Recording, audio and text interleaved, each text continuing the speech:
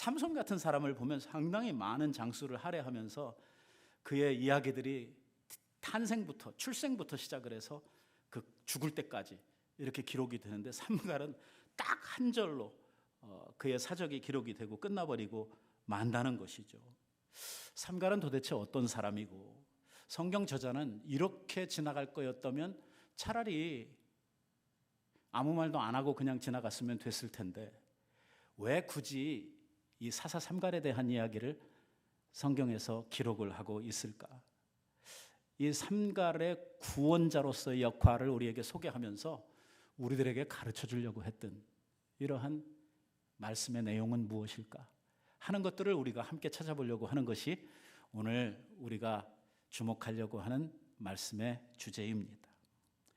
오늘 아까 우리가 읽었습니다마는 본문에 보면 이렇게 되어져 있습니다. 에훗이 죽은 후에, 에훗이 누굽니까? 지난 주일에 우리가 함께 나누었던 왼손잡이 사사, 장애인 사사였던 에훗이죠. 그 에훗 이후에 상당 기간 동안 태평성대가 이스라엘에 있었는데 그의 태평성대가 지난 후에 이 사건이 벌어지게 되었고, 그 후에 삼갈이라고 하는 이러한 사사가 있어서 소모는 막대기 한 개를 가지고 블레셋 군대 600명을 죽였더라. 그도 이스라엘의 구원을 이룬 사람이었다라고 성경이 소개를 하고 있는 것입니다. 오늘 우리는 이 짧은 한 절의 말씀에서 몇 가지 귀한 정보들을 얻을 수가 있습니다.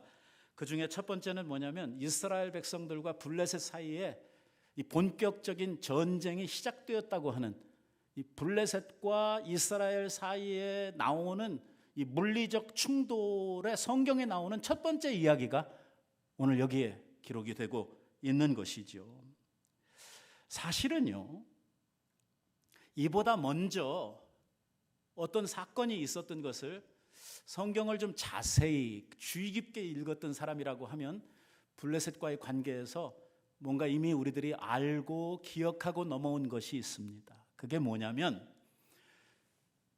이미 이스라엘 백성들은 가나안에 들어와서 다 정착을 하고 여호수아의 세대가 죽고 그 다음에 사사기 시대에 넘어오지 않았습니까?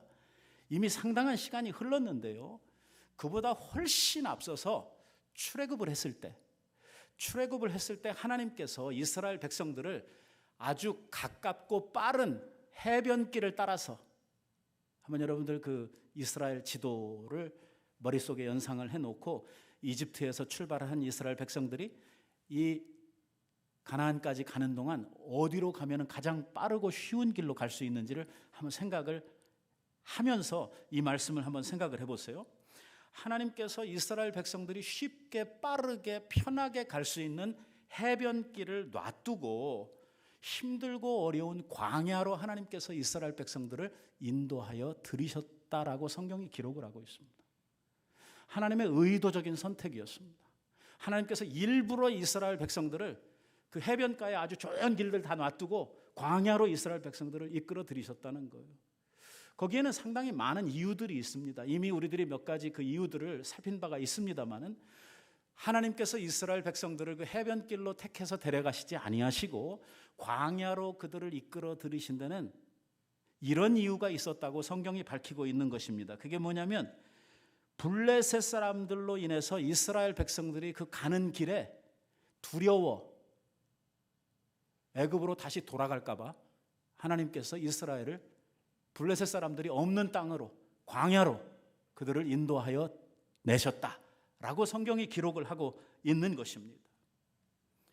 그러니까 그 가나안과 애굽 사이에 상당히 넓은 해변가의 지역을 차지하고 살고 있었던 블레셋 사람들이 있었는데, 그들의 지경으로 지나가게 되면 이스라엘 백성들이 그 강하고 큰 많은 그 군사들을 가지고 있는 이 블레셋 사람들을 보고 겁에 질려 가지고 그 길을 포기할까 봐 방금 출애굽을 한 연약한 이스라엘 백성들을 하나님께서 일부러 돌리셨다는 거죠. 광야로 그들의 길을 따로 인도하셨다라고 이야기를 하고 있는 것입니다.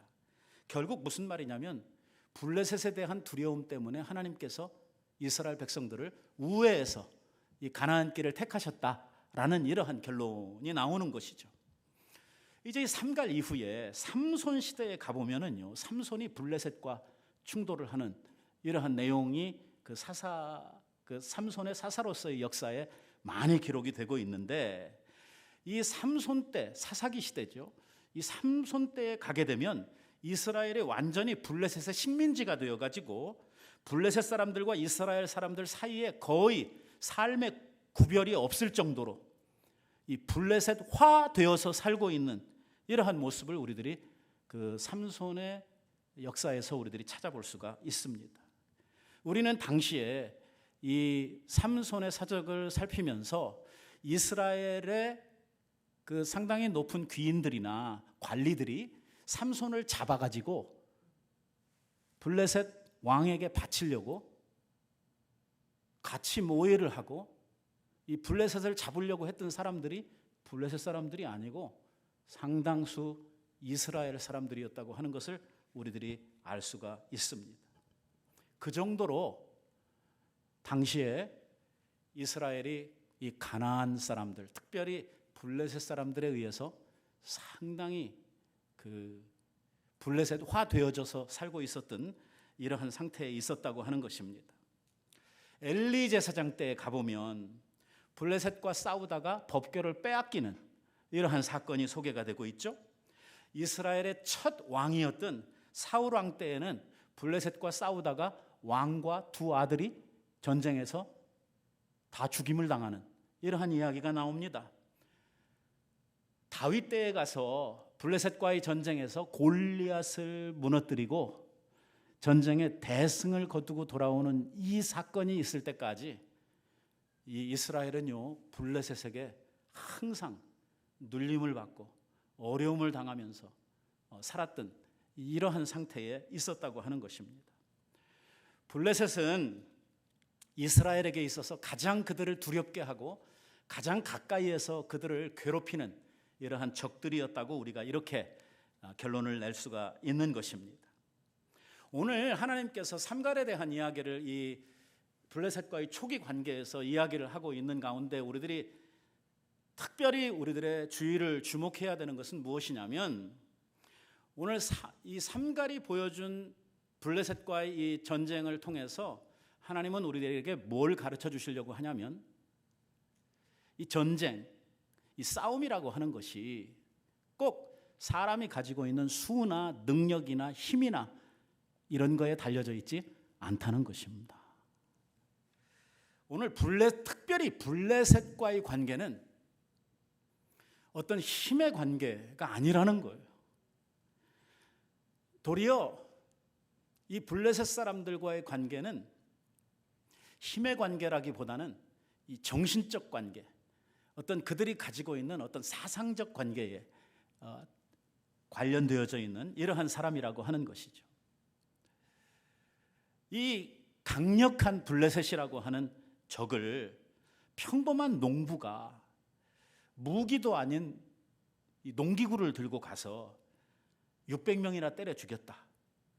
이거는 무슨 정상적으로 훈련을 받고 이 전투력과 무기를 가지고 있는 이 군인들이 서로 싸워도, 장수들이 서로 싸운다고 하더라도 이거는 있을 수 없는, 한 사람이 어떻게 600명을 당할 수가 있습니까? 이건 말이 안 되는. 그래서 오늘 이 삼갈의 이야기를 통해서 우리들에게 이야기하시려고 하는 내용은 뭐냐면, 전쟁은 사람의 힘이나 수에 있지 않다라고 하는 것을 우리들에게 이야기해 주려고 하는 것이죠. 오늘 이 문제는 결국 삼갈이 가지고 있었던 의분, 그 자기 동족 농부들이 그 블레셋에게 사륙당하는 이러한 모습을 보고 참을 수가 없어서 이 마음속에 그 의분을 가지고 나섰던 그러한 정신력이 오늘 이러한 승리를, 단순히 이 삼갈이라고 하는 사람이 가졌던 어떤 오기나 어떤 의분, 이것만이 아니라 오늘 삼갈이 가지고 있었던 그러한 정신력 위에 하나님께서 그를 도와서 구원을 이루시고 이스라엘 백성들에게 참 놀라우신 승리를 가져오게 하시는 이러한 내용이 합쳐지면서 오늘 이 삼갈이 사사로서 이 블레셋과의 전쟁에서 승리하는 이러한 결과를 가져오게 했다고 하는 것입니다. 많은 경우에 오늘 우리들이 살면서 우리들의 삶에서 이 영적 전투에 실패하고 우리들이 넘어지고 하는 이러한 것들을 보면 우리들의 어떤 힘이나 장비나 어떤 우리가 가지고 있는 어떤 상황, 이러한 것들에 의해서 우리들이 넘어지고 쓰러지는 것이 아니라 오늘 우리의 영적 전투에서 우리가 스스로 넘어지고 또 전쟁에서 실패하는 큰 이유가 뭐냐면 이 정신력, 우리들이 가지고 있는 이 영적인 우리들 스스로를 향한 이 영적인 이 정신력에 대한 문제가 오늘 우리들이 영적 싸움에서 넘어지게 되는 이러한 큰 원인이 된다고 하는 것입니다. 오늘 우리가 마귀를 대적하지 못하고 우리의 삶에서 많은 승리가 이미 주님을 통해서 우리들에게 약속되어져 있는데도 불구하고 오늘 우리들이 그러한 승리의 삶을 살아내지 못하는 이러한 이유 가운데 바로 우리들이 마음이 단단하지 못하고 먼저 우리들 속에서 영적으로 지고 들어가는 두려워하고 게을러지고 오늘 우리들 안에 어떤 영적으로 벌써 문제가 생겨서 우리들의 이러한 영적 전쟁에서 승리하지 못하는 이러한 경우가 너무 많다는 것입니다. 그래서 성경이 끝없이 우리들에게 이야기하는 것은 마음을 굳게 해라. 마음을 굳게 해라. 마음을 새롭게 해라. 정신을 차려라. 근신해라 하는 이러한 이야기들이 성경에 얼마나 많이 나오는지 몰라요. 결국 뭐예요? 우리가 어떤 마음을 가지고 어떻게 우리의 상황을 대처하고 우리의 적들을 대처하느냐에 대한 문제라고 하는 것이죠. 결국 우리의 마음으로부터 우리의 심령으로부터 어떤 확신, 어떤 믿음을 가지고 우리의 적들을 대하느냐 하는 것에 대한 문제라는 거예요. 오늘 우리가 때가 언제인지도 모르고 정신 차리지 못하고 우리들이 이리저리 우리들의 마음이 흐트러지고 우리들의 생각이 엉뚱한 곳에 가 있고 이러다 보니까 이러한 영적 전쟁에서 우리가 실패할 수밖에 없고 약해지고 항상 우리들이 넘어지게 되는 이러한 원인이 된다고 이야기를 하고 있는 것입니다. 오늘 여기서 우리들이 중요하게 생각해야 되는 것은 뭐냐면 이 삼갈이라고 하는 사람의 성경이 이야기를 해주고 있는 소갯말입니다. 소갯말. 한 절밖에 안 되는 짧은 말씀이지만 거기에 이 삼갈에 대해서 이야기를 하면서 한 가지 수식어를 달고 있어요.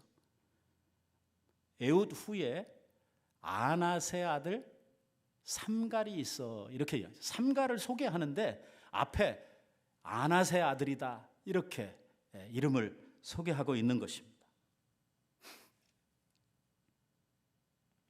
그냥 읽고 지나가면 무슨 말인지 어떤 의미가 있는지 잘 모르고 지나갈 수밖에 없는 이러한 내용이죠. 그런데 여기 나오는 아낫은 말입니다. 가나안의 신의 이름입니다. 그러니까 아낫의 아들 삼갈, 그러니까 이 삼갈의 아버지가 아낫이었는가 보다. 우리가 이렇게 이해를 하고 가기가 쉬운데 그게 아니고 아낫이라고 하는 이 말은 가나안의 아주 유명한 신이에요. 아낫이라고도 하고 나중에 가서는 아스트롯이라고 불리우는 이러한 가나안의 아주 중요한 신입니다. 삼갈의 이름을 부를 때에 뭐라고 부르냐면 아낫의 아들이다 이렇게 지금 부르고 있다고 하는 것에 우리들이 정말 우리의 주의를 주목해야 되는 것이죠. 여러분, 그래서 이 학자들, 성경 학자들 가운데는요, 아낫이 이스라엘 사람이 아니고 가나안 사람이었을 것이다 라고 해석을 하는 이러한 학자들도 있어요. 그러나 그럴 수는 없습니다. 왜냐하면 어떻게 이스라엘의 구원을 이루는 이러한 사사가 가나안 사람일 수가 있습니까? 가나안 사람으로부터 이 구원을 이루어내는 이 삼갈, 그 이름이 아낫의 아들이라고 이렇게 지어졌을 때에 오늘 우리들이 가장 합리적으로 그 상황을 이해할 수 있는 것은 뭐냐면 예나 지금이나 이 부모들이 자식의 이름을 지으면서 상당히 자식에게 좋은 이름, 어떤 예쁜 이름을 지어주려고 하는 이러한 심정은 다 똑같은 것입니다. 좀 가난하게 살아도 자식 댁에 가서는 좀 부자로 살아라, 뭐 이런 의미를 담아가지고 아이들의 이름을 지을 때에 뭐 강부자. 제 친구가 있는데 그 아버님이 아들 둘이 있는데 둘의 이름을 하나는 명동, 하나는 영동 이렇게 지었어요. 그게 무슨 돌림자 따라간 게 아니고 한국에 있는 그 명동, 영동 이렇게 이름 따서 붙여가지고 지은 거예요. 여러분 요즘에 믿는 집에서 아이들 이렇게 이름 지으면서 예자나 하자나 이런 거 따가지고 이름 많이 짓잖아요. 그러니까 뭐 예은이라든지 뭐 하성이, 뭐 하영이, 하영이면 뭐죠? 하나님께 영광, 뭐 이래서 하영이, 예일, 예수 제일, 뭐 이렇게 예자 들어가고 하자 들어가고 이렇게 한 그러한 걸 붙여가지고선 어떤 신앙적 의도를 담아가지고 아이의 이름을 짓는 이러한 부모님들이 참 많습니다. 세상의 방식대로 이름을 짓지 않고, 그러니까 우리나라는 일반적으로 그 자기네 집에 원래대로 내려오는 이러한 돌림자들이 있잖아요. 그런 거 따라서 이름을 짓지 않고 이런 것과 무관하게 이런 어떤 하나님의 은혜가 충만해라 그래가지고 하은이라든지 뭐 이런 식으로 이름을 짓는 것처럼 옛날에 이 삼갈도 이름이 지어질 때에 그러한 의도를 가지고 이 아이의 이름이 지어졌을 것이라고 학자들이 해석을 하고 있는 것입니다. 아낫의 아들이라고 하면 뭐냐면 당시에 가장 가나안에 힘이 있고 가장 사람들에게 복과 번성을 약속하고 있는 신의 아들이라고 하는 이러한 이름을 지어주고 있다고 하는 것이죠. 그렇다고 하면 삼갈의 부모는 신앙적인 부모라기보다는 어떤 부모입니까? 상당히 가난화 되어져 있고 우상에게 많이 그 마음이 팔려 있는, 상당히 많이 블레셋화 되어져 있는 이러한 부모 밑에서 태어난, 왜냐하면 삼갈을 아낫의 아들이라 이렇게 해서 자기가 한 거는 아니거든요.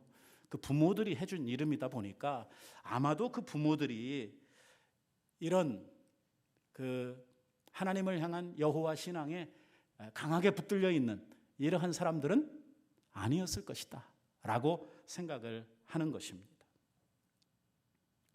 오늘 우리들이 이 삼갈이라고 하는 사사를 통해서 하나님께서 이스라엘의 구원을 이루어 가시는 이러한 과정을 보면서 우리들이 주목하게 되는 것은 이것입니다. 하나님께서 사용하시는 사람, 이스라엘의 구원을 이룰 사람, 하나님의 손에 크게 쓰임을 받는 이러한 용사로서의 삼갈, 이러한 사람이 어떤 정통적인 집안에 이 아주 오래된 이러한 신앙의 가문에서 나온 사람이 아니라는 거예요. 그 부모는 어쩌면 그 부모는 우상 숭배하고 상당히 가난화 되어져 가지고 하나님을 멀리하는 이러한 집안의 아이를 하나님께서 붙들어서 이스라엘의 구원을 일으키는 이러한 사사로 쓰시고 계시다고 하는 이 사실입니다. 사실 이러한 내용은 믿음의 조상이라고 불리웠던 아브라함에게서도 그 예를 찾아볼 수가 있습니다. 아브라함의 아버지가 뭐 하던 사람이었습니까? 우상 만들 사람, 우상을 만들어서 팔아먹고 살던 이러한 사람이었습니다. 그러한 아브라함을 하나님께서 아무런 조건도 없이 그를 부르시고 그를 믿음의 조상으로 삼으셨다고 하는 사실이죠. 오늘 이 삼갈이라고 하는 사람이 부모로부터 받은 이러한 믿음의 유산이나 정통적 신앙 안의 가정에서 자라나는 이러한 배경이 없었음에도 불구하고 오늘 하나님께서 그를 사용하시고 있다고 하는 이 사실에 우리들이 좀 우리들의 생각을, 우리의 마음을 주목해야 된다고 하는 것입니다. 결국 뭐냐면 하나님께 쓰임을 받고 하나님의 구원을 이룰 하나님 나라의 일꾼은 어떤 사람이냐? 정통신앙을 가지고 있는 몇 대째 예수 믿는, 이것이 그 조건이 될 수 없다는 것입니다. 부모가 신앙이 좋으니까 자식도 신앙이 좋다. 또 부모가 이러한 신앙의 업적을 이루었으니까 그 자식이 어떨 것이다. 그런 거 없습니다. 하나님의 부르심은 지극히 개인적입니다. 1대1로 하나님과 맺어지는 관계 속에서 생겨나는 것이죠. 부모가 아무리 업적을 이루었든 부모가 아무리 나빴든 상관없이 개개인들이 하나님 앞에 가지고 있는 하나님과의 그 관계, 그리고 하나님의 그 유효적인 부르심, 이에 의해서 하나님 앞에 쓰임을 받고 정말 하나님 나라의 큰 일꾼이 되고 하는, 이렇게 되는 것이지, 오늘 내가 믿음의 가문에서 태어났고 우리 할아버지가 어쨌고 우리 아버지가 교회를 몇 개를 세우고 하는 이런 거 가지고 하나님께서 그들을 쓰시지 않는다고 하는 거예요. 내가 모태신앙을 가지고 있으니까, 내가 교회에 대해서 다른 사람들보다 조금 더 많은 것을 알고 있으니까 내가 하나님 나라의 더 쓰임에 가까이 있을 것이다. 아닙니다. 이것에는 차별이 없습니다. 이 말을 오해할 필요는 없습니다. 그러니까 모태신앙을 가지고 있고 오랫동안 정통신앙에 있는 가문이었기 때문에 하나님께서 이런 사람은 안 쓰신다, 그 이야기가 아닙니다. 그런 사람들만 쓰는 것이 아니다, 그 말이죠. 하나님의 부르심과 사람들을 사용하시는 이러한 내용을 보면 그러한 것에 구애되지 않는다는 것입니다. 도리어 하나님 앞에 쓰임을 받을 수 있는 사람들은 어떤 사람들이냐면, 하나님을 확실하게 신뢰하고 성령의 능력에 사로잡힌 사람들을 하나님께서 사용하신다는 거예요. 우리가 구약 성경을 통해서 보아도 알 수 있는 것은 무엇이냐면, 많은 하나님의 일을 해냈던 사람들 앞에 먼저 성령의 기름 부으심이 임하는 광경을 우리들이 수없이 보게 된다. 그들이 성령을 충만히 받게 되었을 때에 그 하나님의 신의 부음을 받고 드디어 하나님의 위대한 일들을 감당하게 되는 이러한 일들을 우리들이 보게 되는 것이죠.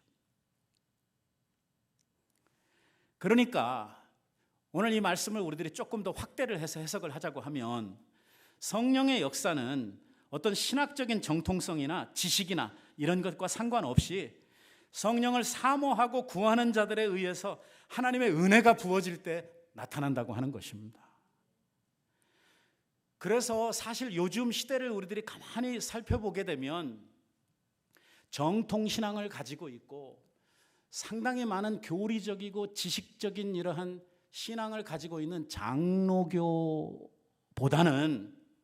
은사를 뜨겁게 사모하는 오순절 교회에 성령의 역사들이 더 크게 나타나고, 이러한 교회들이 오늘날 많은 부흥과 구원을 이루고 있다고 하는 사실을 우리가 부인을 할 수가 없습니다. 요즘 세계적으로 많은 장로교회들은 그 수가 점점 줄어가고 있는 반면에 그나마 부흥하고 이 교단적으로 수가 늘어나고 있는 교단이 오순절 교회들입니다. 사실 목회자들의 어떤 신학적 배경이나 어떤 배움의 연수들, 이런 것들을 비교하자고 하면 장로교회가 훨씬 더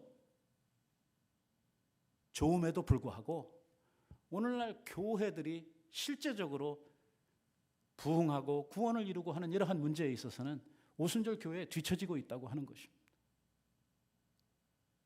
뭡니까?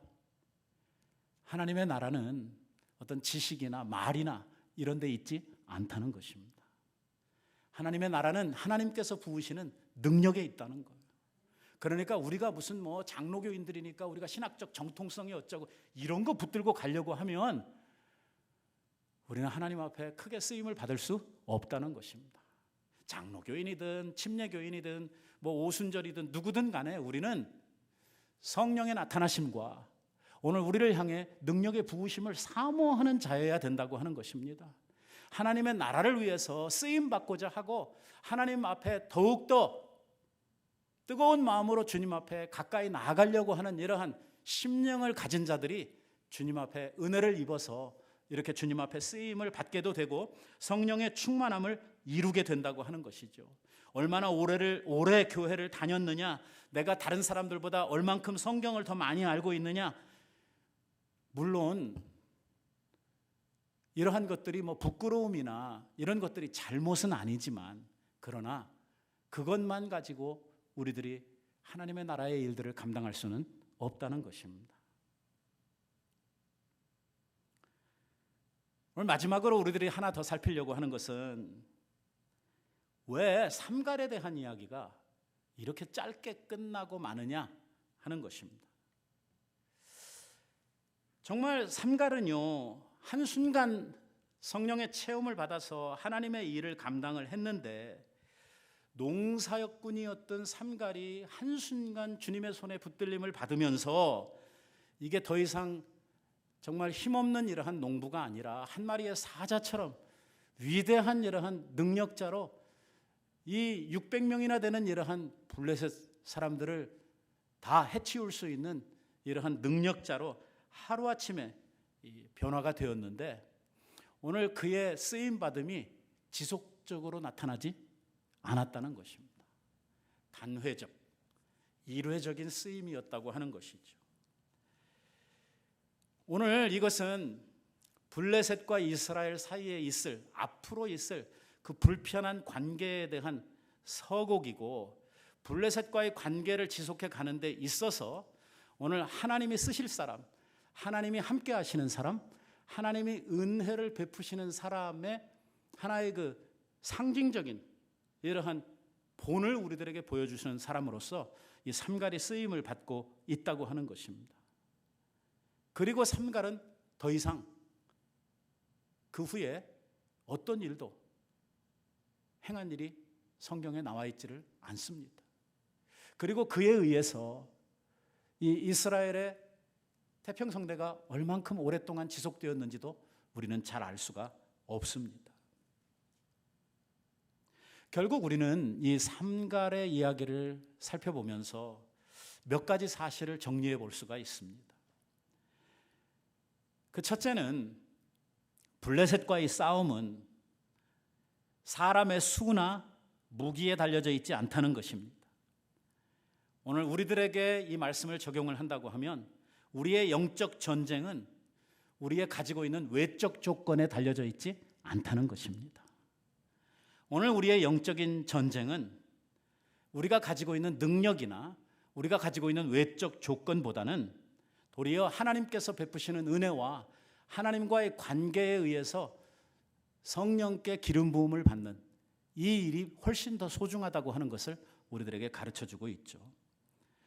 성령의 능력을 우리가 끝없이 의지해야 된다고 하는 것을 우리에게 가르쳐주고 있는 것입니다.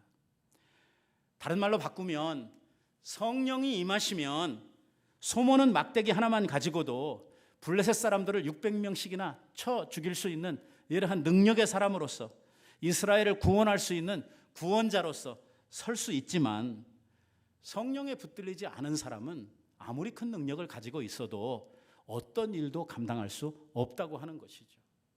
훗날에 가서 삼손이 성령에 붙들려서 사역을 하던 때에 대한 이야기가 성경에 또 후에 나오게 되는데, 삼손은 성령에 붙들리게 되었을 때에 나귀 턱뼈 한 개를 가지고 블레셋 군대 1000명을 쳐 죽이는, 그러니까 삼갈 사건이 이 삼손 사건의 하나의 그 예고편 같은 이러한 역할을 하고 있다는 것이거든요. 다윗은 성령의 기름 부음을 받았을 때에 골리앗 앞에 나아가서 물맷돌 하나를 가지고 그 무서운 골리앗을 넘어뜨리는 이러한 일을 감당했던 것을 우리는 계속해서 성경을 통해 확인하게 되는 것이죠. 이스라엘 백성들이 위기에 처했을 때마다 하나님께서 이스라엘의 구원과 승리를 주시기 위해서 사용했던 사람들은 하나같이 성령에 붙들린 사람들이었다고 하는 것입니다. 오늘 우리들에게 있어서 위기를 극복하고 오늘 우리들 앞에 있는 이 영적 전쟁에서 승리하기 위해서 오늘 우리들에게 필요한 것은 뭐냐면 성령으로 충만해지는 일입니다. 성령의 기름 부음을 받는 일이죠. 여러분, 다음 주일은 오순절, 오늘 우리들로 이야기를 하자고 하면 성령 강림 주일이 됩니다.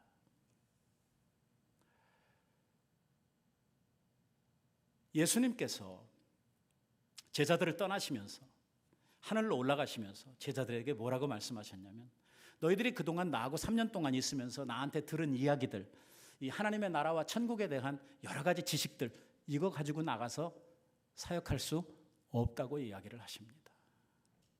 너희에게는 반드시 성령의 기름 부으심, 이 성령이 너희들에게 임하는 이 일이 필요하다고 말씀합니다. 너희들이 나가기 전에, 너희들이 나가서 내 증인으로서 사역을 하기 이전에 먼저 성령으로 체험받는 일이 필요하다고 말씀을 하시면서 너희는 예루살렘을 떠나지 말고 그 성령이 오시기를 위해서 기도하라고 우리 주님께서 말씀을 하셨습니다. 오늘 우리들이 이 사건을 생각해 볼 때에 하나님의 일들을 맡아가지고 나아가서 이 세상에서 주의 일을 감당해야 되는 하나님의 백성들이 나아가기 전에 훈련을 받고 지식적 체험을 받고 여러 가지 우리가 성경이나 하나님에 대한 이러한 지식들을 얻은 후에 우리들에게 진정 이 모든 것들을 활용해서 하나님 나라의 일을 할 수 있는 그 동력을 우리들에게 부어주는 것은 성령의 임하심, 오늘 우리들에게 오시는 성령의 기름 부으심이라고 하는 것을 우리가 부인할 수가 없습니다. 우리가 성령으로 체험받기 전에 나아갈 때에 우리들의 지식은 더 이상 하나님 나라의 힘으로 작용을 하는 것이 아니라 하나의 불신자들과의 논쟁거리, 하나의 그 탁상공론으로 끝나버릴 수밖에 없는 이러한 일이 될 수밖에 없다고 하는 것이죠.